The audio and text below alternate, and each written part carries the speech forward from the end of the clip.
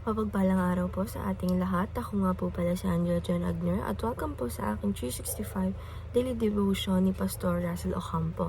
At ngayong araw po ay February 5, 2025 at ang topic po natin ngayong araw ay Born in the Spirit. Ano ang kahulugan ng ipinanganak sa Espiritu? At ang scripture po natin ngayong araw ay John chapter 3 verse 8. Sabi po dito, "The wind blows whenever it fills.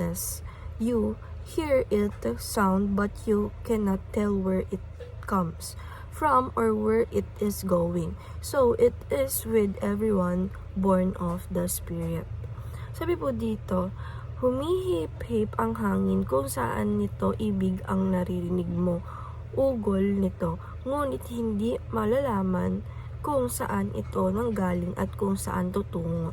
Ganon ang bawat isang espiritu. And ang teaching po natin ngayong araw ay, sabi po dito, generation saves us when we were dead. Sabi po dito na ang regeneration ay hindi po tayo maliligtas nito kapag tayo ay nandun pa lang sa gitna ng kamatayan, kundi ang regeneration ay maliligtas tayo nito ng ating Panginoong Diyos kapag tayo ay talagang patay na. Kunwari po, pag nalulunod daw po, kapag nalulunod tayo at humingi tayo ng tulong, walang magliligtas natin. Bagamat pag tayo ay patay na, dun tayo maliligtas ng ating Panginoong Diyos at bibigyan niya po tayo ng buhay o panibagong buhay pag tayo ay patay na.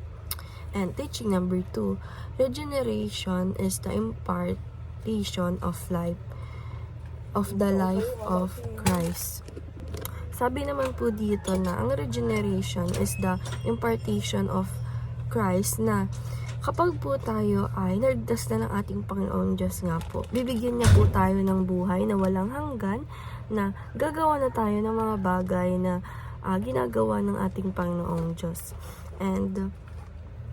And next, teaching number 3, regeneration is purely God's work. Sabi naman po dito na ang regeneration ay talagang trabaho o work of God para sa atin, na tayo po ay mabubuhay ng walang hanggan pag tayo po ay namatay at gagawa na po tayo or nasa piling na po tayo ng ating Panginoong Diyos. At application number 1, die to self daily. Sabi naman po dito na die to self daily, na ikarga po natin yung cross natin araw-araw natin na pamumuhay kapag po tayo ay gusto natin nakasama or kapiling natin ang ating Panginoong Diyos pag tayo po ay namatay.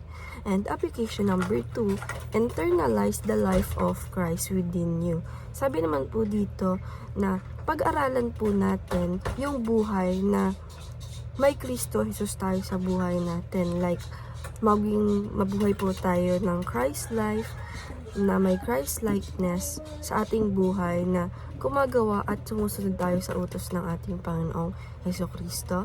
And teaching number 3, regeneration is purely start to speak and act like Jesus. Yan nga po, na tayo po ay mamuhay like Christ likeness, na nag-obey at gumagawa ng mga kautusan at gumagawa ng mga mabuti sa ating kapwa at hindi mabuhay ng makadiyos na gawain. Start and speak and act like Jesus. And discussion, how can we practically die to ourselves daily as we follow Christ and carry our cross? Para po sa akin at para po sa devotion ngayong araw, na tayo po ay mamamatay sa ating mga sarili daily pag tayo po ay sumunod sa ating Panginoong Diyos at pag kineri po natin ang cross natin araw-araw sa ating pamumuhay. And then lang po yung araw. Maraming salamat. God bless.